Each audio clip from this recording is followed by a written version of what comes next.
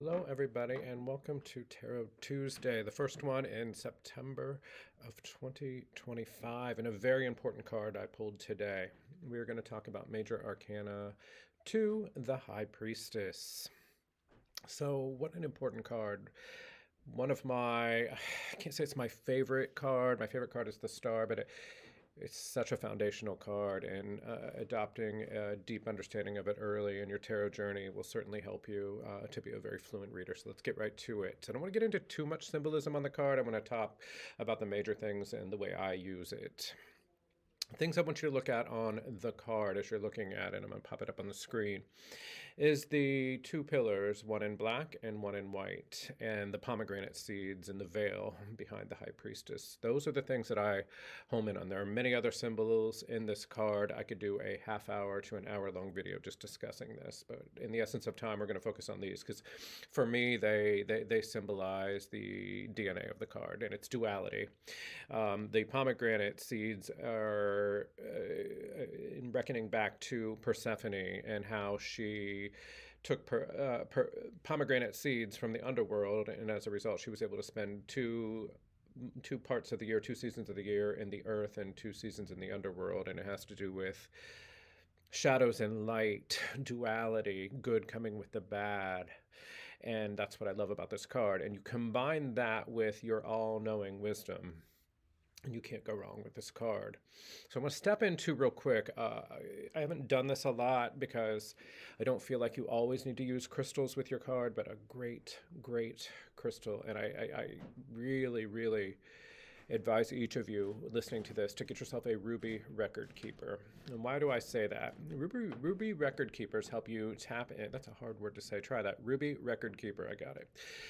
They have natural triangles, upraised triangles. They're not machined. They're not man-made. It's the way they come. And they, according to the lore, they help you tap into your Akashic records, past lives, who you used to be, what your previous self wants you to know. Now, if you want to symbolically look at that and combine it with the High Priestess, this has everything to do with you know the answer. We typically always know the answer on what we're supposed to do.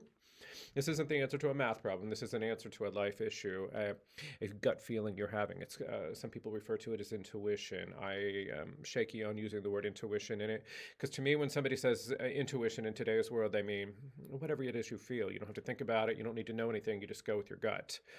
That's kind of true, but when we talk about that from learning tarot, for instance, you wouldn't want to just pick up a tarot deck and go with your entire intuition and know nothing about the cards, the suits, and what they mean. My opinion only. Again, there are other people that will feel differently.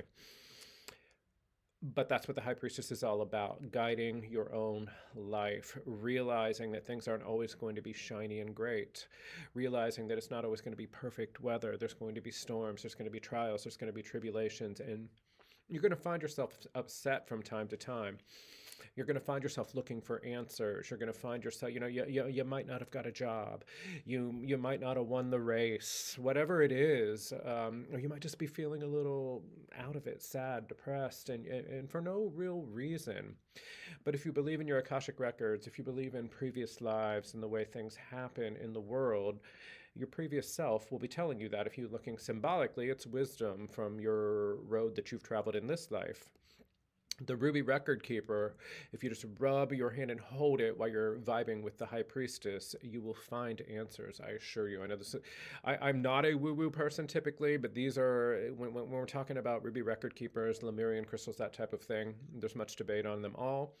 I can tell you from experience they're very strong and they work for me, but only in certain instances. And those instances is exactly this. When the High Priestess comes up in your car, in your reading, if you're reading for yourself, if you're reading for someone else, the High Priestess comes up. Spend time with that card, gaze into it, hold that ruby record keeper, look through your third eye. You will find out the answers, I assure you.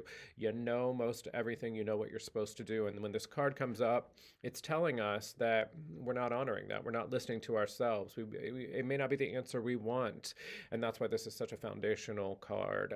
And it's hard to deliver the message in a tarot reading, especially for those of you that are learning to read professional. If somebody is coming to you and paying you $75, $100, and they want to get to the bottom of a question, and all things are pointing to trust your gut, trust your instinct, the High Priestess, you are commanding your life. Your previous self is telling you the answer to this, and it's not the answer they want. That is a very, very hard message to deliver. And my tip for you if you're becoming a professional tarot reader, is use all the supporting cards to deliver your message with concrete knowledge, if you will. And what I mean by that, we've talked about this many times. Studying the meanings of the High Priestess card, the Magician card, the Two of Pentacles, it doesn't matter. Pick any. That's great that you can read, learn, and react, and say, yes, this means that. But when you surround that with 5 other cards supporting that outcome in a tarot reading and delivering that story back to someone sitting in front of you in a half-hour time constraint or less can be daunting. And this is the way you do that. You use your supporting cards to deliver the picture. I'm trying to get the word. So I'm going to give you an example of 2 cards in essence of time. So we're doing a 2-card reading, and we pull the High Priestess and we pull the Magician. Those are our 2 cards, and that's an interesting combo because Major Arcana 1 and 2, and that's what we're pulling. So what would that mean in reference to what we've been talking about, using a ruby record keeper, finding out wisdom from the past to guide you to the future, knowing your true self and knowing the answer, and the Magician comes in? It's just slapping you across the face with information that you already know. So what the Magician means, real quick, we're going to do a full video on this, is that you have everything sitting in front of you, around you, in your life, and you're ignoring your talents. You're not using your God-given talent, your universe-given talents to get to the next level, if you will. And then we have the High Priestess on it, and you know this. So for instance, let's just put that into perspective. Again, the Magician and the card we're talking about, Major Arcana 2, the High Priestess. A person comes to get a reading from me, and they're a very talented singer. They've been singing for years, a chanteuse, true natural-born talent. But they don't want to do that. They're not working in that field not because they don't like it, because they feel like they're not good enough. They're always critiquing themselves. And so then they're falling on hard times because they're working office jobs, they're working all these different jobs. And really they're a right-brained performance artist that needs to be singing. And I get these 2 cards, the Magician and the High Priestess. What would I tell them? I would tell them simply, you know you're not using the tools. Your tools is your voice. You love doing that, but anxiety has gotten a hold of you and you need to get past that. I would subscribe the Ruby Record Keeper, do some meditating on it, figure out to get yourself confidence, to use the tools to get to where you need to go. That would be a true 2-card tarot reading there. So, all right, friends, Brian from Raven's Cauldron, thank you for listening. Such an important card. Study it, learn on it, and be sure to watch another video today. I'm going to kind of do a 3-minute video on how to use these videos and kind of organize your tarot learning, because I realize I'm throwing a bunch of stuff at everyone. How you can learn this to get down the path. Don't forget to subscribe. We'll be doing new videos every single week. Rituals, tarot learning, anything to do with crystals, anything to do with Raven's Cauldron. Can't wait to talk to you next week. Have a great week ahead, and happy September 2025.